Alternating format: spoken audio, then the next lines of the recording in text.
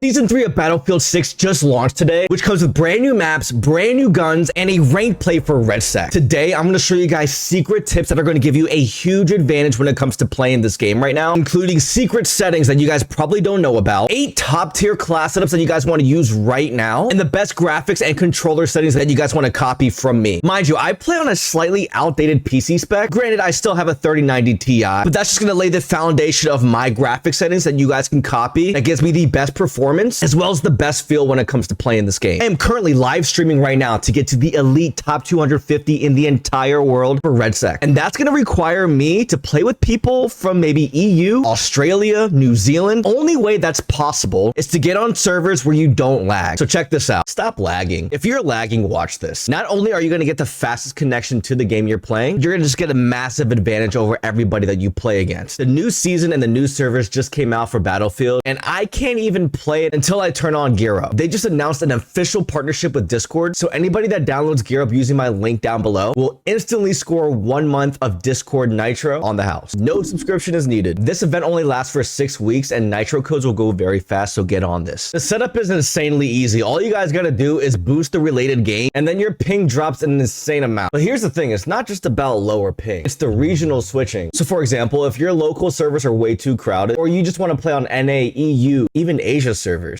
Gear Up allows you to do that. Gear Up's dedicated lines makes cross-region play feel like you're playing locally. For example, I have a lot of EU friends online, so if I hop on their game or their host, I'm going to lag without Gear Up. All I gotta do is click one single button and boom, I'm playing like with my neighbor. It's crazy. I don't understand why more people don't use this. Zero lag, zero packet loss, and you get to play in every single server as if you were in your own server. It's crazy. Oh, and also, if you guys are worried about if this is like a bannable thing, absolutely not. They work with a lot of professionals in the esports like TSM. Creators like These Knives Only and Sprat, they all have used it before, so don't even worry about it. So what I want you guys to do right now is go down below, download Gear Up, using the link down below, grab your free Discord Nitro, and fix your lag. I'll see you guys in the game. Now, the first step that you guys want to do if you guys are playing on PC is you guys want to open up the Steam library. And you're going to want to click this button to enable the Steam input. What this is going to do is dramatically reduce your latency in the game. And I'm going to explain what I mean right now. All you have to do is just enable it and then exit out and you're perfectly ready to go. So what I mean by that is when you have it disabled, your aiming is going to feel very stiff, almost like a square box. You're not going to be able to have a fluent aiming experience. Now, when you enable the Steam input, you're able to kind of like move it in a fluid way. I can't really explain it. You're able to move your crosshair wherever you want as what you're doing with your thumb on your thumbstick. As I mentioned, if you have it disabled, it's going to feel very boxy when you aim in. So that is tip number 1, just to enable it. Okay, so going on to my best settings for Battlefield 6 Season 3, you guys can see right here, I still play in 1080p. I don't play in 1440p, which I probably should upgrade,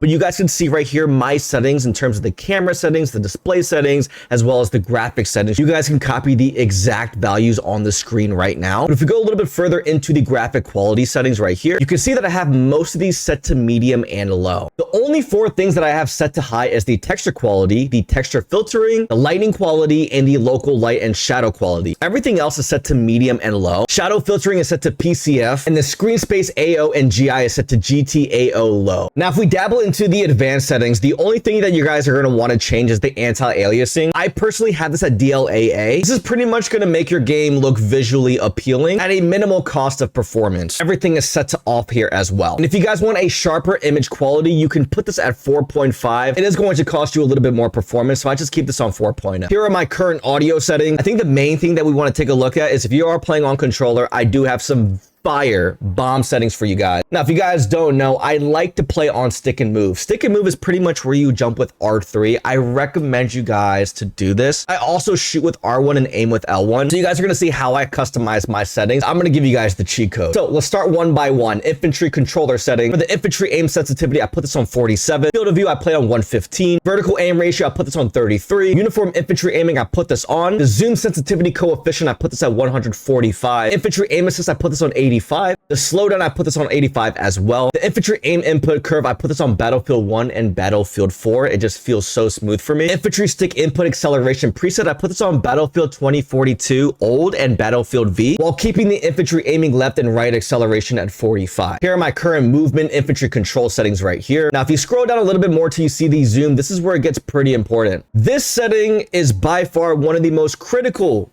crucial, most important settings in your game right now. You want to have your infantry zoom aim sensitivity kind of low, in the 70s roughly, maybe in the 60s, some in the 80s. Pretty much what this does is when you aim in, it's going to feel more stickier. Not too sticky to the point where you're not going to be able to control it. Sticky in a sense where, like, if you're aiming down sight, right, and you see an enemy from far distance, it's not going to be super wobbly to the point where you can't hit your shot. Essentially, when you lower this value, you're able to connect your shots more consistently, and you're going to notice that on your first game on. So these are my current settings. Please play around with them, but this is what I use for Call of Duty and in Warzone and in Battlefield. You can see the values, they all are pretty much identical. If you scroll down a little bit more, I think I keep this all stock, and then you guys can see the flick look. I think this is stock as well, 190. Now, if we back out of here, I play on custom infantry settings. So I'm going to edit here. You guys can scroll down and you guys can customize your keybinds to your liking. I play on a PS5 SCUF controller, and this is by far the easiest way to do it. Just copy and paste exactly what I have right now. Pretty much what I did here is replace every L2 with my L1, every R2 with my R1, and then every X with my R3. So you guys can see right here, everything is kind of swapped out from L1 and L2, R1 and R2, and X and R3. Essentially, all I'm doing is I'm jumping with R3, knifing with X, aiming with L1, shooting with R1, using my grenades and lethals with R2, and then throwing my tacticals with L2. So these are my settings right here. For the vehicles, I keep this pretty standard here. I do lower the sensitivity because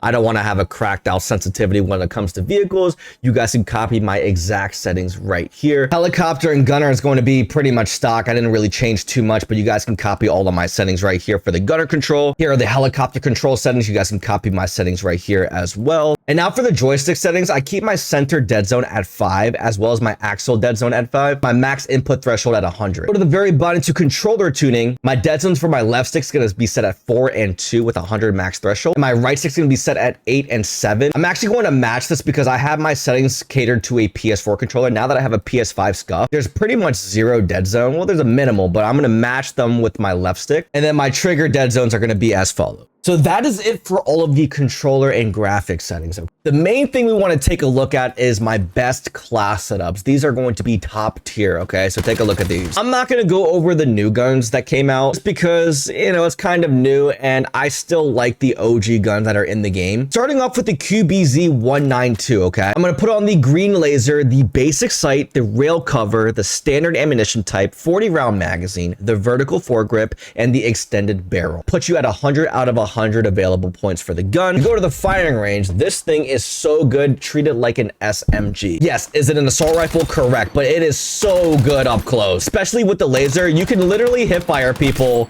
and it's ridiculous.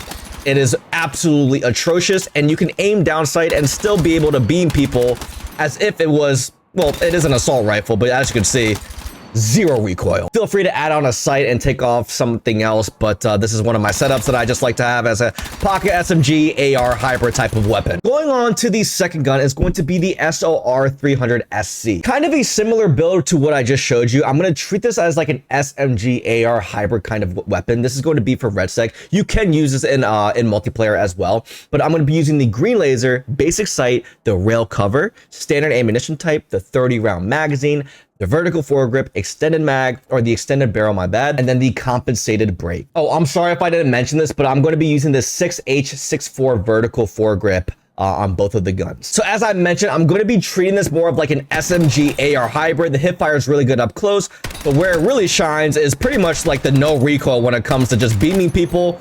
Like I said, the psychology behind this build is you want to treat this like an SMG up close hybrid kind of build, where you could also take targets out from far distance. The next gun is going to be the RPKM. Slap on the thermal 3.0X, as well as the lightweight rounds, the 40 round fast mag, ally vertical foregrip for the RPK, the heavy extended barrel, and finally you want to add on the long suppressor. Just, I can't explain how good this gun is in RedSec, but it is just fantastic. 0 recoil, and overall you're going to have a really good time using this gun in RedSec. It is really good in multiplayer as well, so definitely take a look at this class setup as well. Next gun is going to be the KTS MK8. Similar build, but I'm not going to be using a suppressor. I'm going to be using the thermal 3.0X, the synthetic round, 60 round magazine, the ally vertical foregrip, the heavy extended barrel, and then finally throwing on the single port brake. I guess now that I just think about it, I have 10 more points to use, so you could put on the rail cover as well, and then boom, you're going to have a 0 recoil build, and you want those kind of builds for RedSec, especially if you're trying to grind top 250.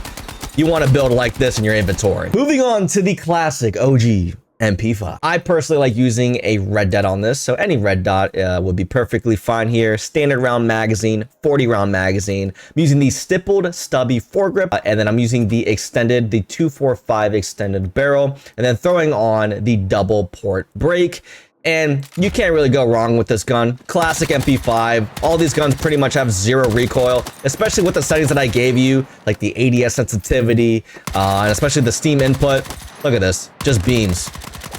Definitely want to use this class setup in Warzone. Well, I said Warzone, I meant Battle. Going on to my second SMG is going to be the SGX SMG. I'm going to be putting on the 50 milliwatt green laser, throwing on any red dot, standard magazine, 36 round mag, the rip stubby foregrip. I'm going to be using the basic barrel for this gun, and then finally adding the double port brake. And right here, you're going to find a faster fire rate, more than the MP5. But overall, a really good gun. Very easy to use. As I mentioned, all these class setups that I'm showing you guys are going to be very easy to use. And it's definitely a class that you guys want to use if you guys want to just switch it up. Very good weapon in Red Sec. Going on to the P90. Going to be a simple class setup. Any red dots, add on the mag catch, lightweight round magazine, 50 round magazine, add on the 50 milliwatt green laser, heavy extended barrel, and then finally adding on the compensated brake. Another class setup with minimal recoil and just a classic feel of the P90, a classic gun in any shooter. Honestly, you definitely want to try this out for sure. And then finally, the KV9, an underrated SMG in Red Sec and in multiplayer. It is such a good freaking weapon. And I'm going to show you guys how to build my class setup. So I put it on the 5 milliwatt green laser, basic sight, standard round magazine, 23 round magazine, the rib stubby foregrip, 6.5 extended barrel, and then finally adding on the double port brake. And right here, not fair hip fire up close. Not fair. I'm pretty sure you can hip fire from here as well. Yeah, it's just not right. Mind you, it's gonna shoot really fast. So you're gonna have to hit most of your shots, but man, the freaking time to kill is insane on this. Anyways, I hope you guys enjoyed this video. Make sure you guys do drop a like if you guys want to see more class setup, updated class setups every other week, or maybe 2 times a week. I could do that for you. Make sure you guys subscribe to the channel for more Battlefield 6 videos. We are grinding to top 250 in the entire world currently, so make sure you guys tune into my live stream. Also, make sure you guys check out Gear Up down below in the description box if you guys don't want to lag at all. And I shall see you guys in the next one. Peace out.